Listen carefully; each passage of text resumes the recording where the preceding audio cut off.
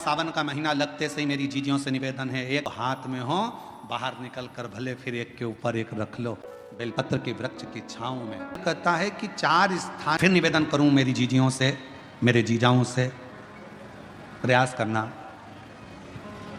कभी अगर मौका मिल जाए, बाबा अगर तुम्हारे ऊपर करुणा करे, कृपा करे, दया करे और कोई अगर ऐसा योग संजोग बन जाए, मौका मिल जाए, तो श्रावण के महीने में कोई भी एक नियम अवश्य धारण करो पूरे सावन कि मैं शिव जी के मंदिर जाऊंगी या बेलपत्र को जल चढ़ाऊंगी या शंकर जी के मंदिर का दर्शन करूंगी या शिखर का दर्शन करूंगी या शिव जी के मंदिर में 1 चावल का दाना या 2 लोटा जल का स्मरण या बाबा देवादिदेव महादेव का मंत्र स्मरण करूंगी, प्रतिदिन अपने हाथ में 2 लोटा जल भरकर शिव को जल की धार लगाऊंगी। कोई भी एक नियम अपने श्रावण महीने में अवश्य, और नियम पूरा होता है तो बाबा करुणा एक पत्र है, अच्छा है, बाबा करुणा करता भी है। सुबह सुबह शिव जी के मंदिर जाते हो आप लोग, 1 लोटा जल चढ़ाने के लिए जाते हो। शंकर जी के मंदिर में जो निर्माल्य पड़ा रहता है, इधर उधर अगर कोई फूल पत्ती बेलपत्र सामग्री पड़ी रहती है, उसको उठाकर एक और जब रखो तो उसको प्रणाम करा करो। क्यों, किस लिए? शंकुकर्ण की कथा कहती है, निर्माल्य को उठाकर जो मस्तक से लगाकर प्रणाम कर कर विसर्जन में रखता है,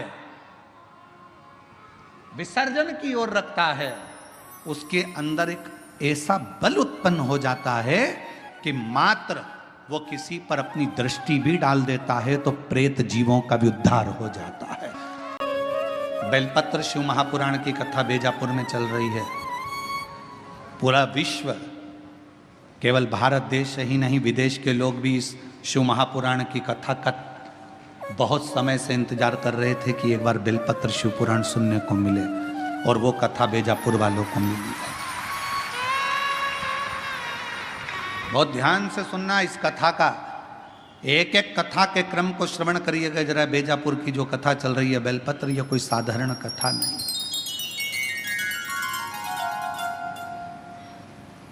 इसको धारण करिए। बड़े बड़े कान हैं। शिव जी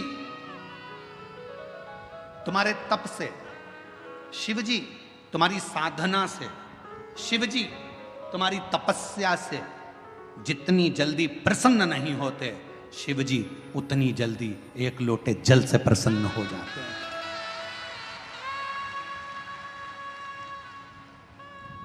और फिर निवेदन करूंगा, सावन का महीना लगते से ही मेरी जीजियों से निवेदन है, 1 लोटा जल नहीं, कितना? 2 लोटा जल, दोनों हाथ में भरा हुआ। घर से निकलो तो 2 हाथ में हो, बाहर निकल कर भले फिर एक के ऊपर एक रख लो, मना नहीं। पर शंकर के मंदिर में जब पहुंचो, दोनों हाथ में जल हो और शिव जी के ऊपर दोनों धार एक साथ, बाबा के धार जल की 2 एक साथ लगना चाहिए और शिव जी से अपने मन की प्रार्थना करना चाहिए, शिव स्वीकार करें। भागीरथ जी ने तप करा, शिव जी का कैलाश नहीं हिला। साधना करी, शिव जी का कैलाश नहीं हिला। तप साधना से शिव का धाम नहीं हिला, क्योंकि शिव तप से, शिव साधना से, शिव तपस्या से, शिव तुम्हारी साधना से जितनी जल्दी प्रसन्न नहीं होते, तप से जितनी जल्दी प्रसन्न नहीं होते, भगवान शंकर तुम्हारी यार साधना से जितनी जल्दी प्रसन्न नहीं होते, मेरा देव अधिदेव महादेव उतनी जल्दी 1 लोटा जल से प्रसन्न हो जाते। 1 लोटा जल, सारी समस्या का हल। जम के बोलो जरा, 1 लोटा जल। ये भगवान शिव को प्रसन्न करने का सबसे सुंदर तरीका है। तुम शिव जी को चिरौंजी का भोग लगाओ ना लगाओ, खड़ी शक्कर लगाओ ना लगाओ, तुम शंकर भगवान को बेलपत्र चढ़ाओ ना चढ़ाओ, तुम शिव जी को कुछ दो चाहे ना दो, भगवान शंकर को तुम श्रीफल दो चाहे मत दो, पर शिव जी को केवल 1 लोटा जल दे।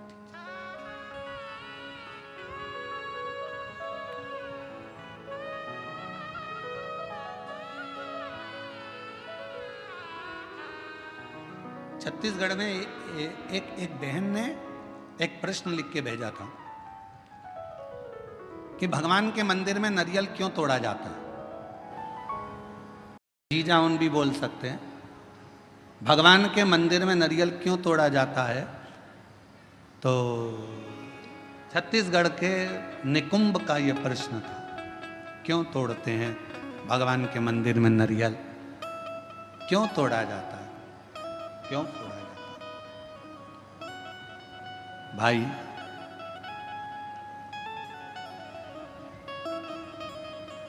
कहा तो कहा भगवान को प्रसन्न करने के लिए,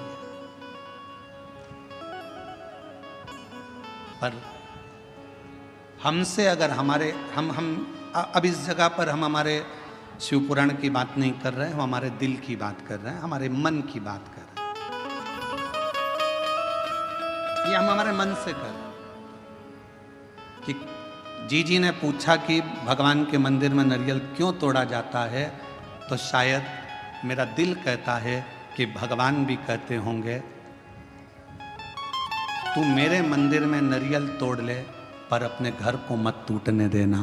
तू मेरे मंदिर में नारियल तोड़ ले पर अपने राष्ट्र को मत टूटने देना। तू मेरे मंदिर में नारियल तोड़ ले पर अपने सनातन को मत टूटने देना। वो नारियल के रूप में स्वीकार, ये मेरा दिल कहता है।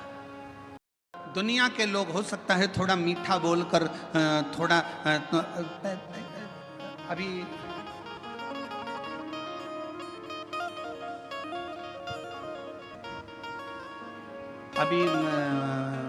बहुत अच्छे अच्छे फल आ रहे हैं बाजार में, बहुत अच्छे अच्छे आ रहे हैं।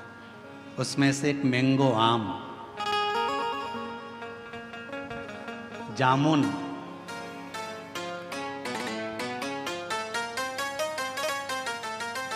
केला, पपीता, बहुत अच्छे अच्छे फल आ रहे हैं। जाम, अमरूद, बहुत अच्छे फल। फल वाले के पास जाकर फल खरीदिए। फल भी हमको प्रेरणा देते हैं, फल हमको ज्ञान देते हैं। थोड़ा खट्टा फल होगा ना, अच्छा है, ले लो। ज्यादा मीठे के चक्कर में पड़ोगे ना, मीठा तो रहेगा पर फल के अंदर कीड़ा पड़ा रहेगा। फल मीठा है पर जितना मीठा फल होता है उतना अंदर से सड़ा होता है। जितना मीठा फल होता है उतना अंदर में कीड़ा होता है। इसलिए ज्यादा मीठा बोलने वालों से सावधान रहना। ये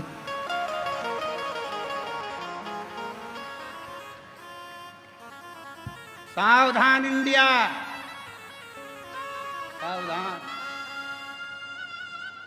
पपीता दुकान वाला कह रहा बहुत मीठा, बहुत मीठा, बहुत मीठा। तुम लेके आ गए, अंदर से सड़ा था। आम इतना मीठा, इतना मीठा। थोड़ा खट्टा आम लाती ना, सड़ा नहीं रहता, क्योंकि जिसकी बाड़ी थोड़ी सी कड़वी रहती है ना, तो उसके अंदर खटास में अंदर कीड़े नहीं रहते। मुंह से बोल दिया सफाचट, एक बार बोल दिया, बेकार लगे अच्छा लगे, क्योंकि खट्टा खट्टा है, जो है, कड़वा कड़वा है, जो है। पर मीठा फल अंदर कीड़ा बैठा रहता है, मीठा फल अंदर से सड़ा रहता है। इसलिए थोड़ी सावधानी रखना। दुनिया के लोग कहें बहुत मिलेंगे आपको, बहुत आते रहेंगे लोग बाग, तुम्हारे से बहुत मीठी मीठी बातें करेंगे, बहुत मीठा बोलेंगे और बाद में तुमसे कहेंगे क्यों थोड़ा मीठा। तुम देखना जिसको पैसे की जरूरत होती कितना मीठा बोलता है, जी जी, जीजा जी, जीजा जी। और पैसा लेके चले गया 5-10 हजार, उसके बाद तुम मांगने जाओ तब खाके भग रहे हैं, लौटा देंगे। व्यर्थ की बात नहीं करना, रिश्तेदारी में फालतू की फूट मत डालो। हम आएंगे देंगे, मना नहीं कर रहे। अरे मिठास में कीड़ा हो सकता है,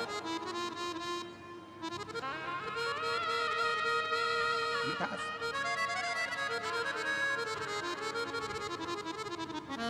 पर खटास में कीड़ा नहीं हो सकता। सावधान रहें, थोड़ा सतर्क रहें। सतर्क होना जरूरी है। मेरे शंकर भगवान की कथा कहती है, शिवजी का कैलाश धाम नहीं हिला। बहुत तप करा, भागीरथ जी ने साधना करी, तप करा, पर भगवान शंकर का कैलाश नहीं हिला, क्योंकि उनने तप करा था। अगर तप की जगह पर एक लोटा जल लेकर पार्थिव लिंग का निर्माण कर कर शिव जी को जल चढ़ा देते, मेरा शंकर सामने प्रकट हो जाता। और आखिरी में भागीरथ जी ने देखा शिव जी प्रकट नहीं होते, तब भागीरथ बाबा ने वही किया जो आप करते हैं। एक लोटा जल मेरे भागीरथ बाबा ने शिव को हृदय का जल चढ़ाना प्रारंभ करा तो शिव सामने आकर प्रकट हो गए। मांग तुझे क्या चाहिए भागीरथ, बोल तुझे क्या दूं मैं?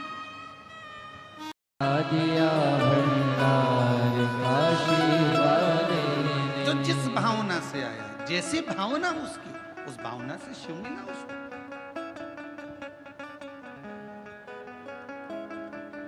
अब इतनी लाखों की भीड़ में पंडालों में जगह नहीं है, लोग बाहर बैठे हुए हैं, गाड़ियों पर चढ़े बैठे हैं, जगह नहीं, रोडों पर बैठे हो। इतनी लाखों की भीड़ में आपके अंदर क्या है, क्यों आए हो, क्या मांगने आए हो, क्या लेने आए हो, शिव से क्या कहने आए हो, हमको थोड़ी ना मालूम, हमको नहीं मालूम। पर आप जिस भावना से आए हो, जिस भाव से तुम पहुंचे हो, शिव को देता।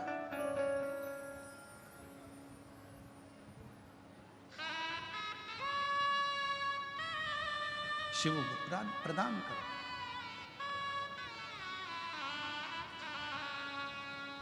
तीन स्थान पर अगर मौन भी बैठे हो तो शिव देता है। पहला, बेलपत्र के वृक्ष की छांव में थोड़ी देर मौन होकर बैठकर उसको याद करो, स्मरण करो। दूसरा, शिवालय में मेरे शंकर के मंदिर में जाकर थोड़ी देर मौन होकर बैठकर प्राप्त कर सकते। तीसरा, शमशान में अगर कोई मुर्दे को जलाने के लिए गए हो, शमशान तक पहुंचे हो, तो थोड़ी देर अगर वहां बैठने का मौका मिला है तो वहां बैठकर ठिठोली नहीं करना, हंसना नहीं, तेज बात नहीं करना, बहुत तेज चिल्लाना नहीं, मौन। मुर्दा जल रहा होगा, रिश्तेदार उसको जला रहे होंगे, तुम्हें मौका मिला है शंकर से 2 मिनट बैठकर मौन रहकर बात करने का।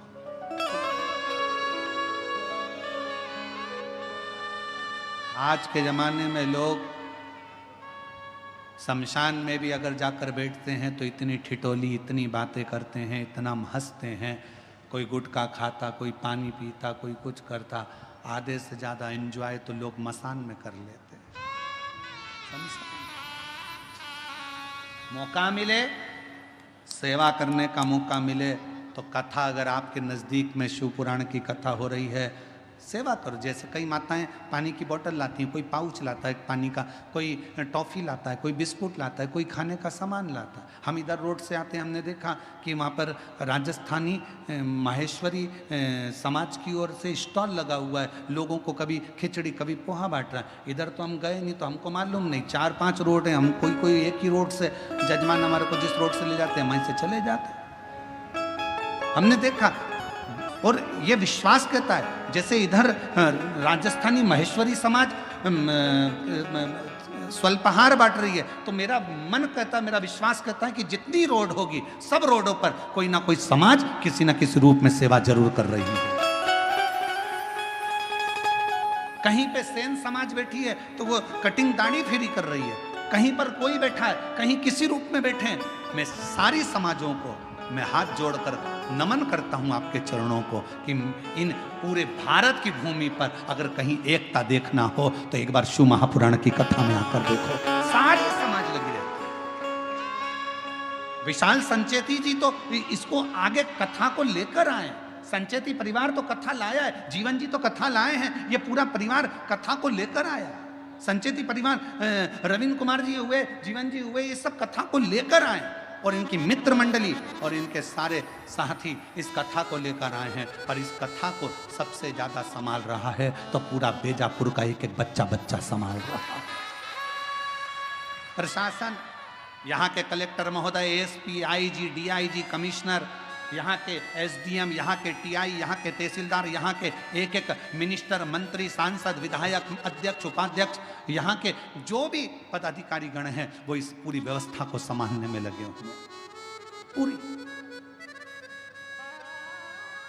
और बेजापुर की यह कथा ऐसी लग रही है और हमने देखा संचेती परिवार को हमने इस कथा में पहली कथा है जो हमारे को ये देखने को मिली कि संचेती परिवार ने यहाँ पर आकर ऐसा दर्शाया नहीं कि यह केवल हमारे परिवार की कथा है।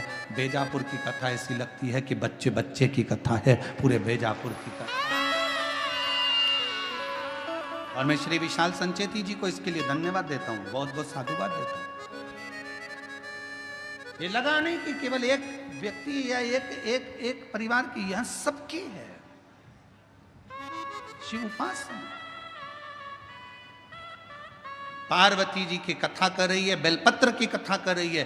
बेलपत्र के वृक्ष के नीचे भी अगर बैठो तो तुम शांति से 2 क्षण मौन होकर उस शिव को याद करो। शिव।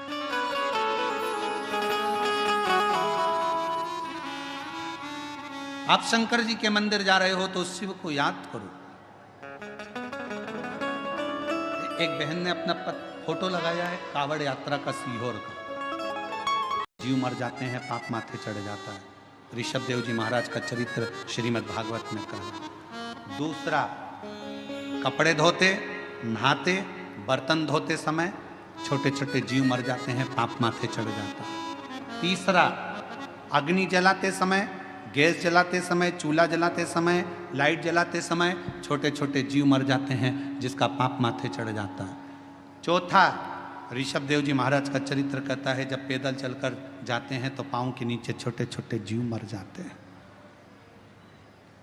श्रीमद् भागवत में ऋषभ देव जी महाराज का चरित्र कहता है कि 4 स्थान पर हर व्यक्ति से पाप होता है। हर व्यक्ति के मस्तक पर पाप की गठरियां बंधी होती है, पर वो पाप कहां समाप्त होता है? शिव महापुराण की कथा कहती है जब हम किसी बेलपत्र के वृक्ष के नीचे से निकल कर चले जाते हैं तो हमारे मस्तक पर चढ़ा हुआ सारा पाप एक क्षण में समाप्त हो जाता है। एक क्षण में बेलपत्र के वृक्ष की छांव हमारे संपूर्ण जीवन के पापों को समाप्त कर देती है। इसीलिए रोज पाप होता है तो रोज बेलपत्र के वृक्ष के नीचे 1 लोटा जल चढ़ाया करो, या बेलपत्र के वृक्ष के नीचे से निकल कर जाया करो। अपने मोहल्ले में, अपनी कॉलोनी में अगर कोई बेलपत्री का पेड़ हो तो तुम्हें जाना उधर से है तो पति से कहना इधर से ले चलो, उसकी छांव में से थोड़ा सा निकल कर चले जाएंगे तो हमारी जिंदगी के पाप करना समाप्त हो।